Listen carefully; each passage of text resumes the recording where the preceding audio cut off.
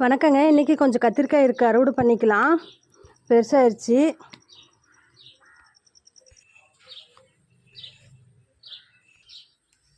இதில் பாருங்கள் 3 காய் இருக்காங்க.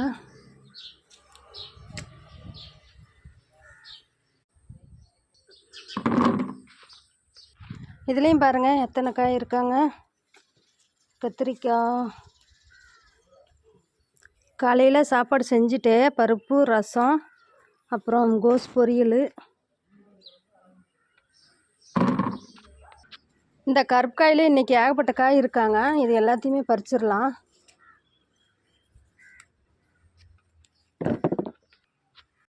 அவரைக்காய் கொஞ்சம் இருக்குது, பறிச்சிக்கலாம். அவரைக்காயும் இப்போ நிறைய பூவெடுத்து காய் வைக்க ஆரம்பிச்சிட்டாங்க.